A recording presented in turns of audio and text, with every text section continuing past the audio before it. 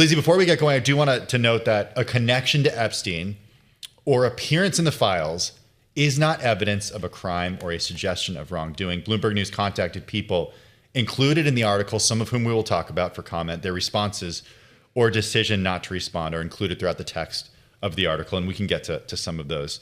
It does pull together many months of reporting from across the newsroom. Big picture, what did you and the team find?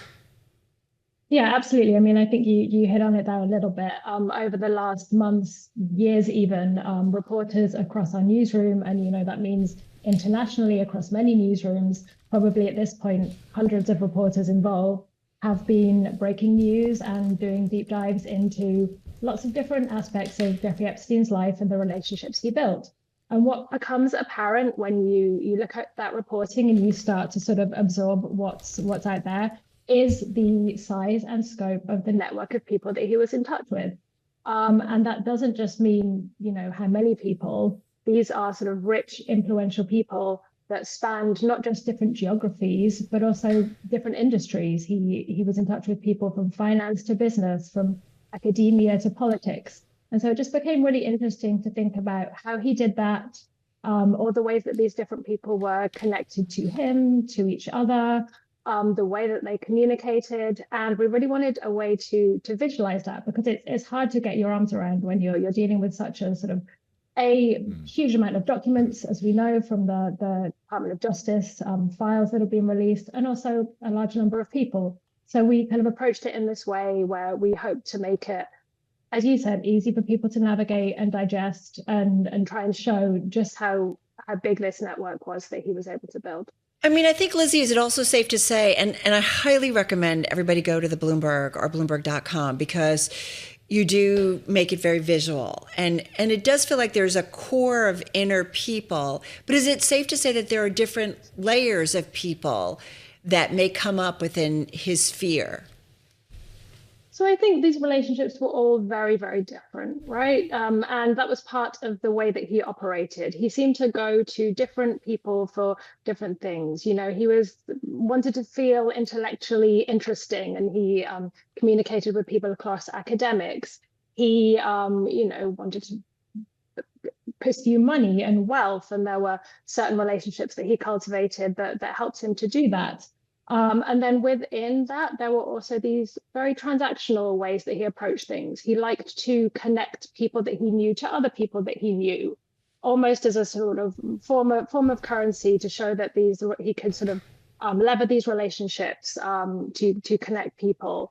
And so I think it's really, the group of people, it spans from people that he communicated with many, many, many times to people he communicated with fewer times, but they were very sort of influential communications. So really, it's just a broad group of people that he was in touch with, and we went through all the documents, as everyone has in all of these stories. It's all about looking at those documents and sort of taking what we can from the piece of right, and so that are in front of us. And to be fair, like we said, nothing is necessarily an evidence of a crime or a suggestion of a wrongdoing. But let me just go to one where you show Jeffrey Epstein and you show a line to Woody Allen, of course, the filmmaker.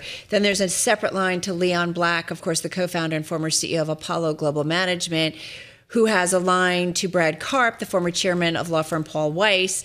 And Karp goes back to Epstein. And then there's a box that comes up that said Brad Karp, the former chairman of Paul Weiss, was a lawyer for Black. He also negotiated a fee dispute between Black and Epstein. Karp attended dinners at Epstein's Manhattan home and asked Epstein if he could arrange work for his son on a Woody Allen film. I think a lot of it shows what a networker Jeffrey Epstein was in pulling people together, and people knowing that he knew someone. In that itself was a very valuable thing. Absolutely. And just in that one example, you're pulling a filmmaker together with a private equity founder and a corporate lawyer, and people who maybe some of them might have naturally worked together or met in any circumstances, but in other circumstances, perhaps not. He was this kind of nexus who did have access to a lot of different worlds, a lot of different groups of people. And yeah, he was able to connect them and in some instances offer gifts gifts or connections, like you said there, to Woody Allen for work experience or a dinner.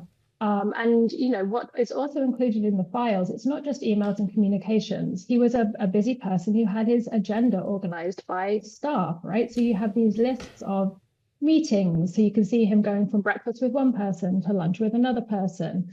And it really helps to sort of see this very diverse group of people that he chose to communicate and surround himself with. And to be fully fair, Brad Karp and Paul Weiss didn't respond to requests for comment. Karp has previously said that he regretted his social interactions with Epstein. Paul Weiss has previously said it was retained by Leon Black and that neither the firm nor Karp ever represented Epstein. So just to be fair, because I know you guys did your due diligence and certainly reached out to everybody involved. Yeah, we should note too, representatives for Woody Allen also did not respond to requests for comment on this. When you think about this group of individuals, in your view, was it as much about business as it was about intellectualism and using knowledge as currency, using connections as currency, using science and those individuals there in the universities, for example? I think everything in some way seems to have been a form of currency to Jeffrey Epstein.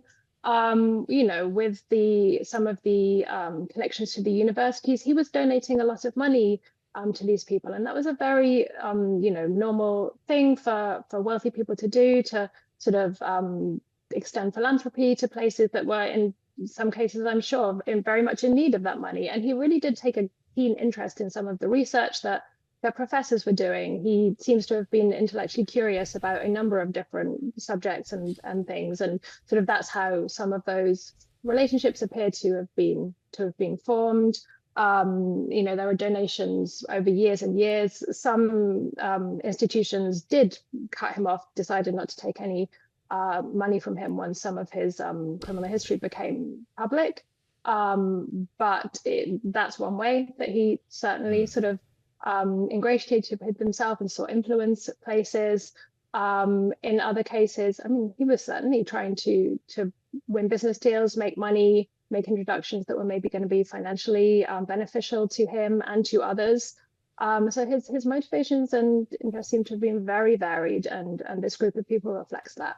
Yeah, you also, I got a feeling, I feel like from covering and all the stuff Bloomberg has done and just reading lots about Epstein, is that especially kind of his interest in academia and some health areas. And it was just kind of interesting. And I think some of this was his own curiosity to some extent, or wanting to, be able to have conversations. Again, I'm just speculating, but it's just, again, just speaks to these different groups of people that he reached out to is interesting. Right. And it's another form of influence, right? Yeah. To be intellectually knowledgeable about something, to have access to the greatest minds about something. He really sought out maybe the richest or the smartest or the most influential people that he could. Who are some of the names that, there are the names that Carol mentioned and certainly the names that have come up in the files before, and there's been a lot of reporting, but who were you surprised to include in this network? Well, I mean, I think someone like Woody Allen is probably a good example. I know they were sort of photographed together and stuff, but I think what's interesting about these emails is and reporters have found this throughout the process of reporting on this, you are looking for one thing, and you maybe search a name, and when you are reading an email from that person or about that person, another name comes up. And that's exactly what I was talking about with these like agendas of meetings. And sometimes, again, like 5 or 6 names appear on a list for a dinner invite that you don't expect these people to be together in one place. And that does seem to have been one of his key things is bringing together these diverse groups of people that at least to maybe the regular person like us sitting in front of a computer day to day don't know that these dinners and these meetings are happening. The more and more we work on this, though, and I want to go back to kind of how I started, just got about 30, 40 seconds, Lizzie, left here, though. Is it safe to assume or start to make some assumptions about what was his inner core, though? I think any assumptions that can be drawn from these emails are very, very hard, right? This is, I mean, fine, it's 3 million some emails.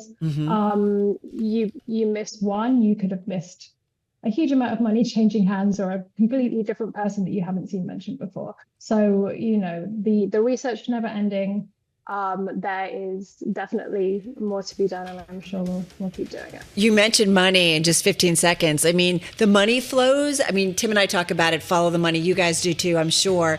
Will we ever get a full grasp on that? And forgive me, just about 10, 15 seconds here. I don't know. Like I said, you miss one email, you could miss millions of dollars changing hands, and this is not a comprehensive map. This is a moment in time that we're getting a glimpse into. All right.